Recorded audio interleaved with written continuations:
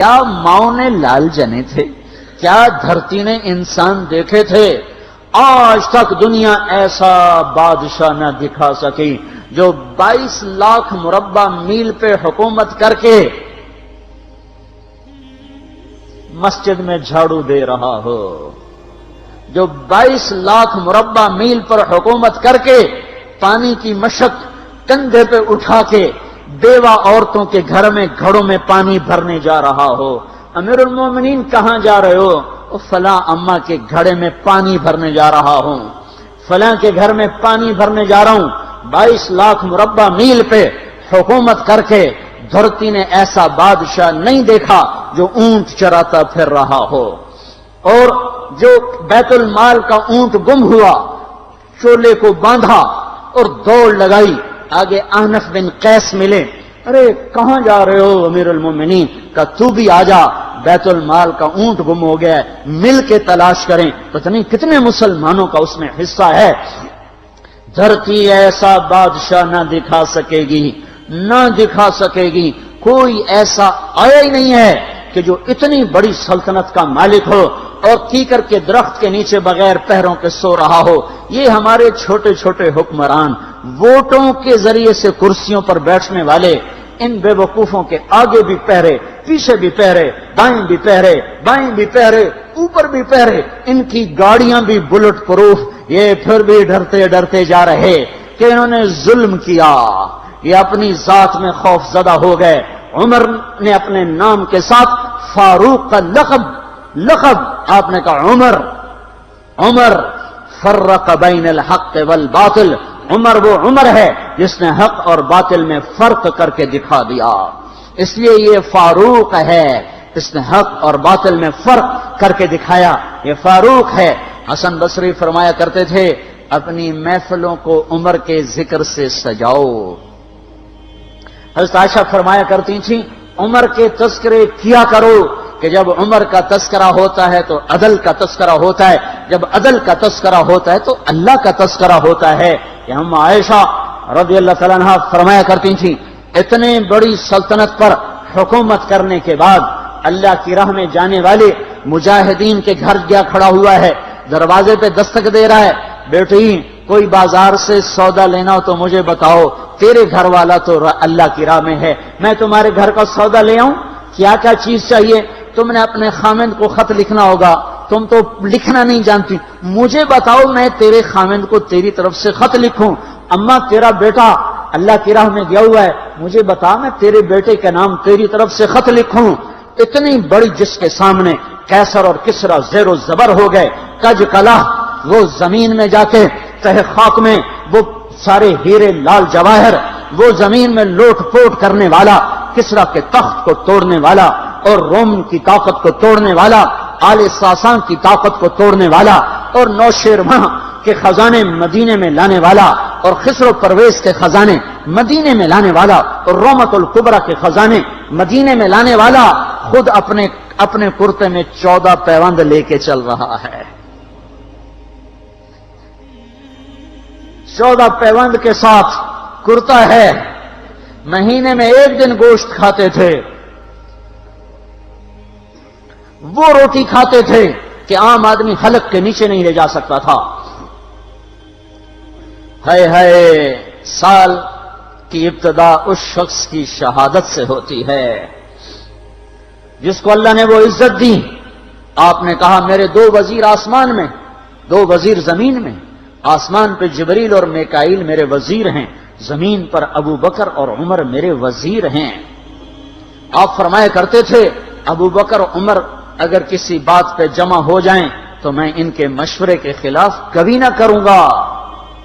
ابو بکر تیری مثال ابراہیم کی ہے، عمر تیری مثال نوح علیہ السلام کی ہے، ابو بکر تیری مثال عیسیٰ علیہ السلام کی ہے، عمر تیری مثال موسیٰ علیہ السلام کی ہے۔ آپ مسجد میں آئے، آپ کے دائیں طرف ابو بکر تھے، بائیں طرف عمر تھے، آپ اندر آئے اور کہا دیکھو اسی طرح قیامت کے دن ہم اٹھیں گے کہ میرے دائیں طرف ابو بکر ہوگا، میرے بائیں طرف عمر ہوگا اور ہم ہاتھوں میں ہاتھ دیے ہوئے اٹھائے جائیں گے۔ اور ایک حدیث میں آتا ہے اور میرے قدموں سے بلال کو اٹھایا جائے گا جو نکلتے ہی اذان دے گا، جس کے اسلام لانے نے اسلام کو اونچا کیا، جس کے اسلام لانے نے باطل کو پست کیا، جن راہوں سے عمر گزر جائے شیطان وہ راہیں چھوڑ دیتا تھا۔ عرفات کا میدان تھا، 1.25 لاکھ مقدس ہستیاں سامنے ہیں۔ میرے نبی نے فرمایا اس وقت میرا اللہ میرے سب صحابہ پہ فخر کر رہا ہے اور عمر بن خطاب پہ خاص طور پہ فخر کر رہا ہے، خاص طور پہ فخر ہو رہا ہے، عمر بن خطاب پہ خاص طور پہ فخر ہو رہا ہے۔ میرے بعد کوئی نبی ہوتا عمر ہوتا۔ عمر، میں نے رات جنت میں محل دیکھا، ایک اینٹ موتی کی، ایک یاقوت کی، ایک زمرد کی۔ میں نے پوچھا یہ کس کا ہے؟ کہا گیا ایک قریشی کا ہے۔ میں نے کہا میں قریشی ہوں، اتنا خوبصورت محل ہے، میرا ہی ہوگا۔ جب جانے لگا تو فرشتے نے کہا یہ آپ کے غلام عمر بن خطاب کا ہے۔ وہ کیا مبارک لوگ ہیں کہ جنہیں نبی کے گھر میں قبر نصیب ہو، ایک طرف ایک ساتھی، ایک طرف دوسرا ساتھی، جن کو نبی کے دو پہلوؤں میں جگہ ملی ہو۔ وہ کیسی عظیم ہستیاں، اتنی بڑی سلطنت کا مالک اور اتنے بڑے عدل کی نشانی بن کر مدینے میں مسجد میں بیٹھے رو رہے ہیں۔ امیر المومنین کیوں رو رہے ہو؟ کہا دجلہ کے کنارے کتا بھی پیاسا مر گیا تو پوچھ تو عمر کی ہوگی، فرات کے کنارے کتا بھی پیاسا مر گیا تو پوچھ تو عمر کی ہوگی۔ راتوں کو پہرے دیے جا رہے ہیں، راتوں کو خبرگیری کی جا رہی ہے۔ مدینے کے باہر ایک خیمہ ملتا ہے، چند بچے ملتے ہیں جو رو رہے ہیں۔ ایک عورت ہانڈی چڑھا کے ڈوئی پھیر رہی ہے۔ پوچھتے ہیں بہن یہ بچے کیوں رو رہے ہیں؟ کہ یہ بھوک سے رو رہے ہیں۔ ہانڈی میں کیا ہے؟ پانی، کچھ بھی نہیں۔ کیوں چڑھایا ہوا ہے؟ بہلانے کے لیے۔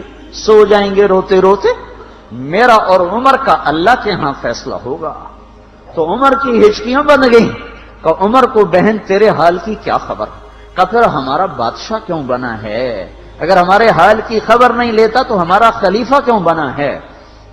پر لگ گئے، بیت المال سے سامان نکالا، بوری بھری، سر پہ اٹھائی، کمر پہ اٹھائی۔ غلام اسلم نے کہا میں اٹھاؤں؟ کہ قیامت کے دن بھی میرا وزن تو اٹھائے گا۔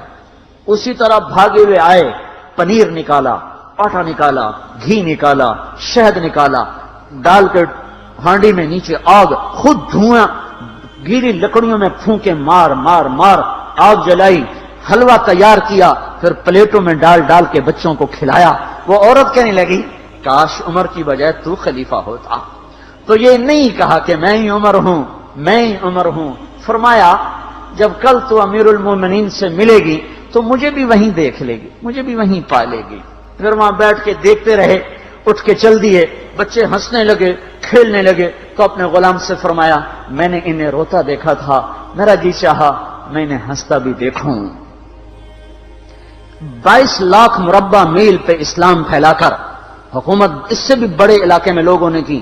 چنگیز نے اس سے زیادہ فتوحات کی، محمود غزنوی نے اس سے زیادہ کی، سکندر تیمور نے اس سے زیادہ کی۔ پر فتوحات کر کے یوں خدمت کر رہا ہو، پانی بھر رہا ہو، اونٹ چرا رہا ہو، امامت کرا رہا ہو، 14 پیوند لگے کپڑوں کے ساتھ خلافت کے تخت پر بیٹھا ہوا ہو، یہ دھرتی میں پھر کوئی نہیں آئے گا۔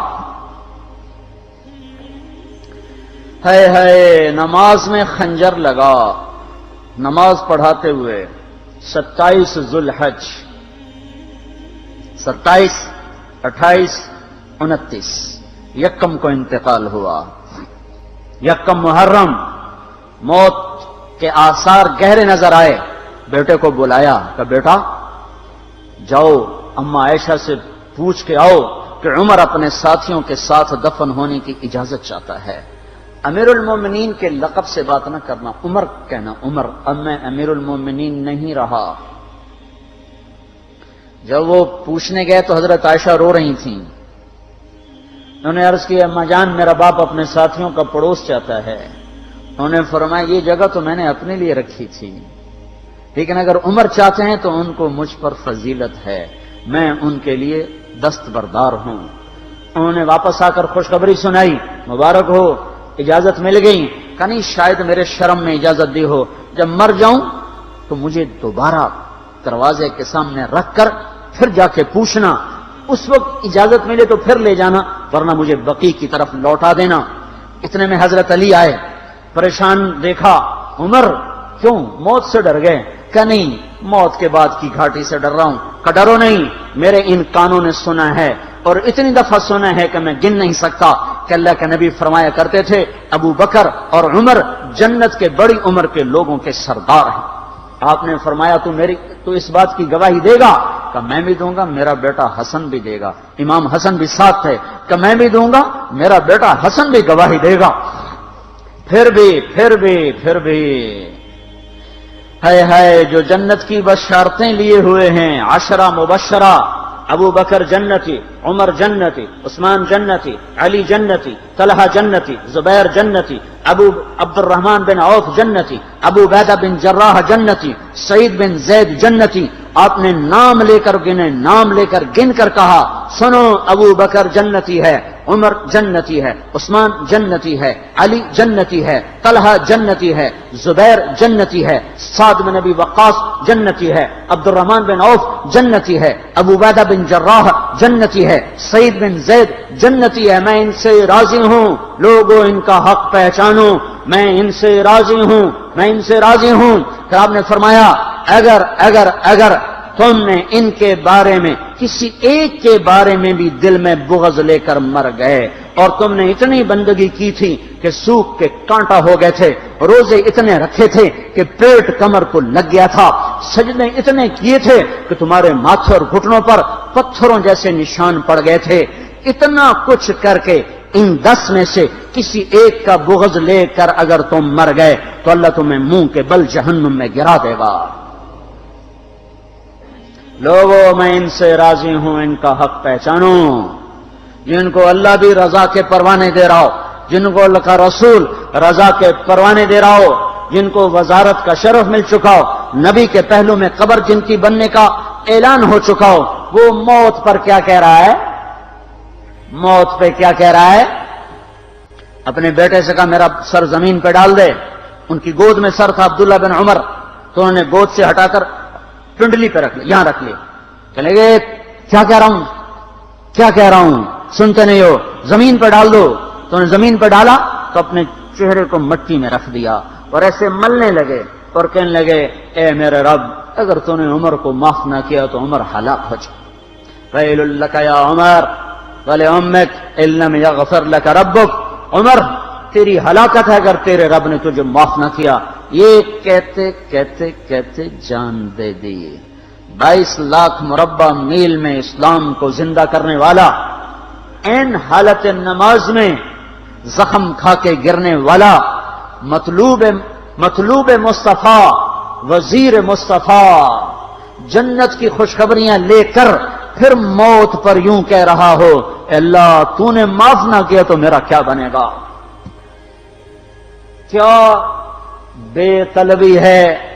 ان کے بیٹے خلافت کے اہل، ان کے بہنوئی سعید بن زید 10 مبشرہ میں سے دونوں کے نام کاٹ دیے کہ یہ 6 ہیں جن سے اللہ کا رسول راضی تھا، جس کو چاہو خلیفہ بنا دو، جس کو چاہو حکومت دے دو، نہ میرے بیٹے کو ملے گی نہ سعید بن زید کو ملے گی۔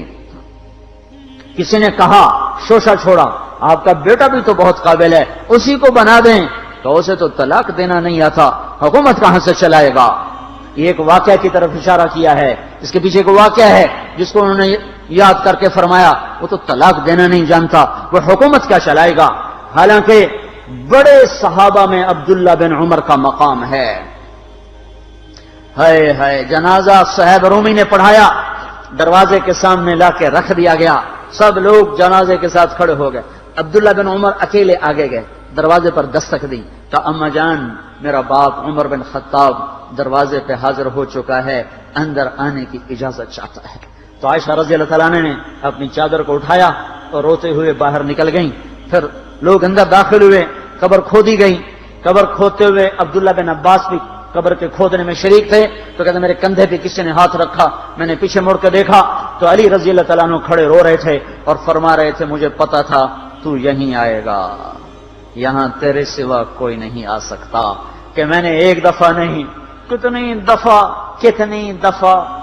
دفعہ میں نے اللہ کے نبی سے یہ بات کا تکرار سنا، میں ابو بکر اور عمر، اس کا اتنا تکرار سنا ہے میں نے کہ مجھے یقین تھا یہیں آئے گا، تو اور کہیں نہیں جا سکتا۔ میرے بھائیوں، غفلت سے باہر آ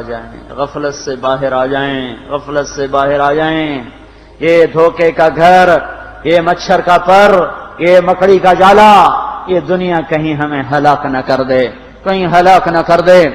ان لوگوں کو سامنے رکھ کے زندگی گزارو جنہوں نے اللہ کو راضی کیا، اس کے رسول کو راضی کیا، کلمہ حق کو بلند کیا، خیر کے ذریعہ بنے، شر کے مٹانے والے بنے، اور دنیا میں مرنے کے بعد بھی ان کے تذکرے ہدایت کا سامان بنے، ان کے تذکرے روشنی کا مینار بنے۔ ان کے پیچھے چلو، مغرب کے اندھیروں کی طرف مت دوڑو، وہاں تو سورج بھی ڈوب جاتا ہے، مغرب میں تو سورج بھی ڈوب جاتا ہے، اور تمہیں پکار کے کہتا ہے مغرب کی طرف نہ آنا، ادھر اندھیرا ہے، میں یہاں گم ہو گیا، تم کون سا سراغ ڈھونڈنے آئے ہو؟ دوڑو اللہ اس کے رسول کی پاک زندگی کی طرف، اس کے پاک صحابہ کی زندگی کی طرف، جن کو اللہ نے مرنے سے پہلے جنت ہاتھ میں دے دی، جنت کی بشارت دے دی۔